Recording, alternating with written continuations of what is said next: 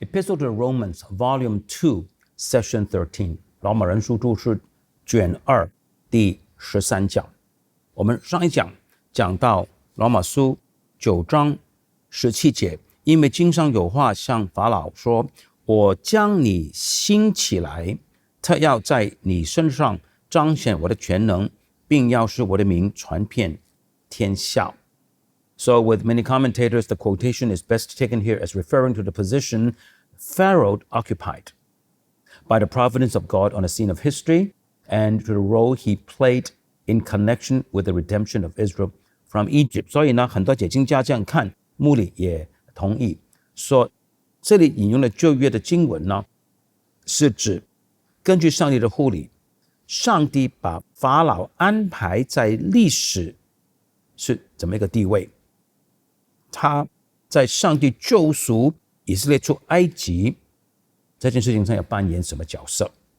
The adamant opposition of Pharaoh， 法老坚决的违抗 became the occasion for the display of God's great power in the plagues visited upon Egypt, and particularly in the destruction of Pharaoh's hosts in the Red Sea and the passage of Israel as on dry land.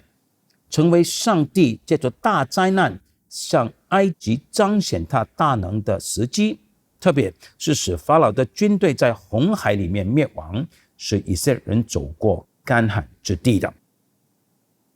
That God's name was thus published abroad in all the earth is abundantly verified, and this signal manifestation of his power is the theme of Scripture elsewhere. 上帝的名这样子在全地上被宣扬，是有丰富的经文证据的。这样公然的彰显上帝的大能，是多处经文的主题的。我们来参考一系列的经文的。Exodus 15, verses 13 to 16， 出埃及记第15章13到第16节。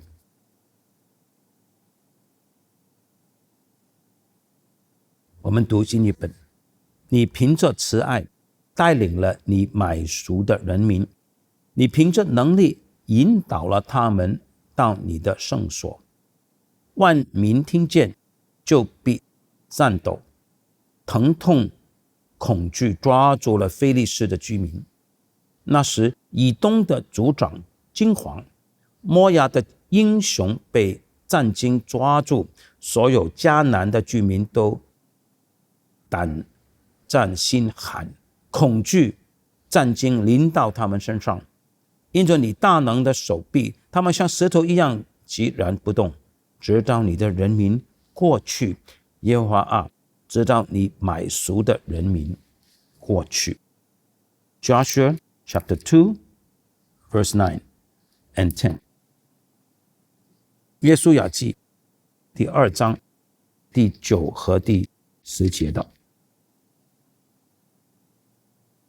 新译本，我知道耶和华已经把这地赐给你们了，你们使我们十分害怕，这地所有的居民都在你们面前胆战心惊，因为我们听见你们从埃及出来的时候，耶和华怎样使红海的水在你们面前干了，以及你们怎样对待约旦河东亚摩利人的2个王西宏和噩，把他们完全消灭。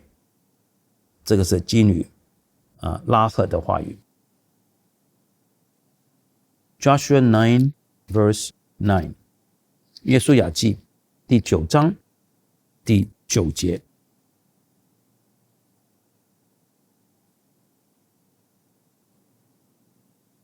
他们回答说，仆人从极远之地而来，是因听见耶和华你上帝的名声和他在埃及所行的一切事。这是欺骗人设诡计的时候所讲的话。Psalm 78 verses 12 and 13， 诗篇第78篇12和13节。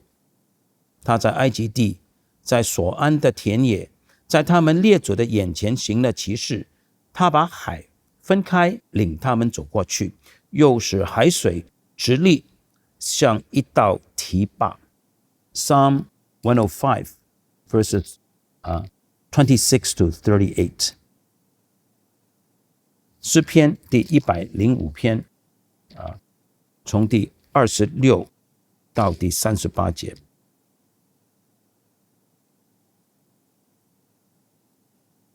他差派了他的仆人摩西和他拣选的亚伦，他们在敌人中间施行他的神迹，在寒地显明他的奇事。他命黑暗降下，使那地黑暗，他的话是不能违背的。他使埃及的水都变成血，使他们的鱼都死掉。在他们的地上以及君王的内室，青蛙多多滋生。他一发命令，苍蝇就成群而来，并且狮子进入他们的四境。他给他们降下冰雹为雨，又在他们的地上降下火焰。他击打他们的葡萄树和无花果树，又毁坏他们境内的树木。他一发命令，蝗虫就来，蚱蜢也来，多得无法数算，吃尽了他们地上的一切植物，吃光了他们土地的出产。他击杀了他们境内所有的长子，就是他们强壮的时候所生的头生子。他领自己的子民带着金银出来，他们众支派中没有一个畏缩的。他们出来的时候，埃及人很欢喜，因为埃及人都惧怕他们。Psalm 106 verses 9 to 11。诗篇106篇9到第11节。他斥责红海，海就干了。他领他们走过海底，像经过旷野一样。他拯救他们脱离憎恨他们人的手，从仇敌的手中救赎了他们。海水淹没了他们的敌人，连一个也没有留下。Psalm 136 verses 10 to 15。诗篇136篇第10节到第15节。要称谢那击杀埃及所有头生的，因为他的慈爱永远长存。他领以色列人从他们中间出来，因为他的慈爱永远长存。他用大能的手和伸出来的膀臂领他们出来，因为他的慈爱永远长存。要称谢那分开红海的，因为他的慈爱永远长存。他领以色列人从海中经过，因为他的慈爱永远长存。他把法老和他的军兵都抖落在红海里，因为他的慈爱永远长存。In verse 18, we have the same kind of explanatory conclusion as we found in verse 16. 第18节和第16节一样，是一种解释性的一个的结论。So then, he hath mercy on whom he will. 第16节，因此他要怜悯谁，就向谁是怜悯。This is to the same effect as verse 15 in its emphasis upon God's sovereignty in the exercise of his mercy. 这个与第15节是同样的意思，所要强调的是上帝在施怜悯的事情上的主权。But there is a new feature in this case. 但是在这里有一个新的特点， that the sovereign and determinative will of God is mentioned and bears emphasis. 保罗这里提到也强调上帝主权的预定的旨意，上帝的旨意。Like verse 15, 正如在第15节一样， it is a statement that has general application to God's exercise of mercy. 这个是一个对上帝如何施怜悯的一个一般性的宣告。Whoever is the recipient of mercy owes this favor to God's sovereign will. 任何谁领受上帝的怜悯，都是因为上帝主权的旨意的缘故，这样子蒙恩宠的。The question in this verse is the kind of action implied in the words, whom he will, he hardeneth. 这节经文主要的问题是，他要叫谁刚硬，所暗示的是怎么样的一个行为。Like verse 15 and the first part of verse 18， 正如第15节和18节上半节一样。This is a statement with general application to every case that falls into this category。 这句话是指这个范围里面，就是叫人刚硬的范围里面的每一次的个案的。But since this verse is an inference from verse 17, or preferably an application of what is involved in the providence of God referred to verse 17, we must regard Pharaoh as an example and the example particularly in view。 但是这节经文既然是从第17节所引发出的推论，或者是第17节上帝的护理的一个的应用，我们就必须看法老王是一个范例，是这个原则的特别的范例。As Moses in this context exemplifies mercy, so Pharaoh hardening。 正如根据上下文，摩西是施怜悯的范例，法老是心刚硬的范例。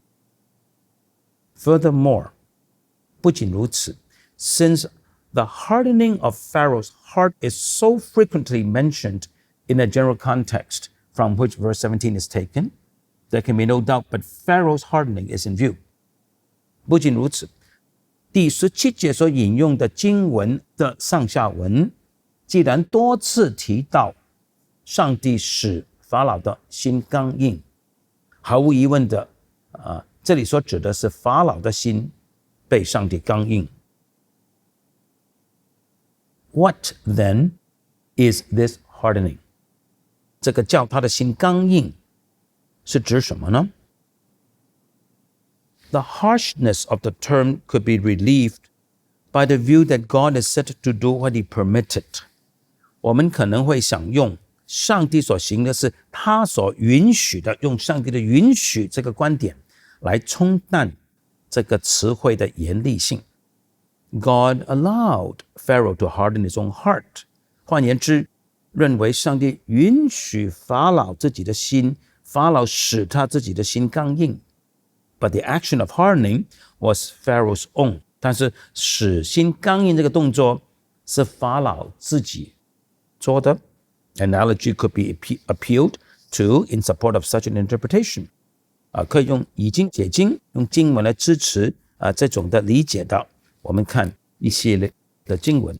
2 Samuel 12 verse 11， 撒母耳记下第12章第11节。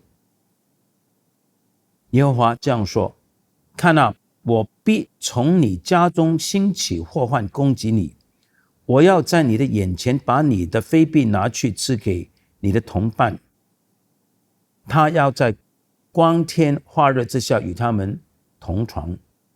你在暗中行了这事，我却要在所有以色列人面前，在光天化日之下行这事，报应你。2 Samuel 16 verse 10， 撒母耳记下第16章第10节。王说：喜鲁雅的儿子啊，我与你们有什么关系呢？如果他咒骂是因为耶和华对他说你要咒骂大卫，那么谁敢说你为什么这样做呢？ Psalm 105 verse 25， 诗篇第105篇第25节。使敌人的心转去恨他的百姓，并用诡诈待他的仆人。新译本，他改变敌人的心去憎恨他的子民。新译本比较是向上帝做，和合本比较像是这个人自己去做的。As Hodge says， 正如查理斯赫治说 ，From these and similar passages, it is evident that it is a familiar scripture usage to ascribe to God effects which he allows in his wisdom to come to pass。 从这些和其他类似的经文很明显能够看得出，经文常常用这种的用词法来论到上帝根据自己的智慧允许发生的事，而圣经说是上帝所做的。下面是慕理的回应。There can be no question but Pharaoh hardened his own heart. 毫无疑问的，法老是使自己的心刚硬的。Although the instances are comparatively few in which the activity of Pharaoh is expressly mentioned, yet they are sufficient. 虽然不太多的经文说明法老自己使自己的心刚硬，但是的确有这些的经文到。我们来看一些的经文。Exodus chapter 7 verse 13， 出埃及记第7章第13节，法老心里刚硬，不肯听他们的话，就像耶和华所说的一样。Exodus 8:32， 出埃及记第8章第32节，这一次法老又硬着心，新译本，可是这一次法老还是心里刚硬，不肯让以色列人离开。9:34， 出埃及记9章34节，法老看见雨水、冰雹和雷声都止住了，就更加犯罪，他和他的臣仆都心里刚硬。有这些经文的。But preponderantly, the terms are to the effect that the Lord hardened Pharaoh's heart. 但是圣经最常用的词汇的意思就是耶和华使法老的心刚硬的。Exodus 4:21， 出埃及记第4章21节，耶和华对摩西说：“你启程回到埃及去的时候，要留意我交在你手里的一切奇事，把他们行在法老面前，我却要使他的心刚硬，他就不让人民离开。” 7:3， 出埃及记第7章第3节，我要使法老心硬，我也要在埃及地加增我的神迹奇事。 9:12， 出埃及记第9章第12节，耶和华使法老的心刚硬，不听他们，正如耶和华对摩西所说的。 Chapter 10 verse 1， 出埃及记第10章第1节，耶和华对摩西说：“你要到法老那里去，因为我已经使他的心和他臣仆的心刚硬，为要在他们中间显出我这些神迹。” 10:20， 出埃及记第10章第20节，但耶和华使法老的心刚硬，以致法老不肯让以色列人离开。 10:27， 出埃及记第10章27节，但耶和华使法老心里刚硬，因此他不愿意让他们离开。 Exodus 11:10， 出埃及记第11章第10节，摩西和亚伦在法老面前行了这一切神迹，但耶和华使法老的心刚硬，所以他不肯让以色列人离开他的地。 Exodus chapter 14 verse 4 and 8， 出埃及记第14章第4节和第8节。第4节，我要使法老的心刚硬，他就必追赶他们，这样我就可以在法老身上和他的全军身上得到荣耀，埃及人就必知道我是耶和华。于是以色列人就这样行了。第8节，耶和华使埃及王法老的心刚硬，法老就追赶以色列人，因为以色列人是靠着耶和华高举的手出来的。The term used by Paul is the same term as occurs in each of these latter instances in the Greek Old Testament。 保罗的所用的词汇就是希腊文旧约圣经里面在上述经文每一次所用的那个字。With this sustained emphasis on the Lord's action，圣经这样子的不断的强调耶和华的作为， it would not be proper to dismiss the interpretation that God did harden Pharaoh's heart, unless there were compelling biblical grounds to the contrary. 我们不可以忽略这种的理解，就是上帝的确叫法老的心刚硬的除非有强而有力的圣经根据来支持相反的理解。A contextual consideration and the teaching of Paul earlier in this epistle constrain the conclusion that God's action is in view.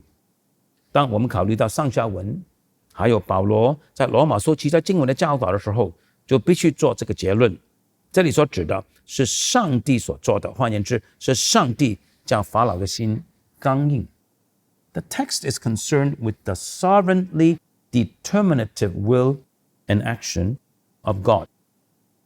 罗马书第9章这里的经文是在讨论上帝主权所预定的旨意和上帝主权的作为。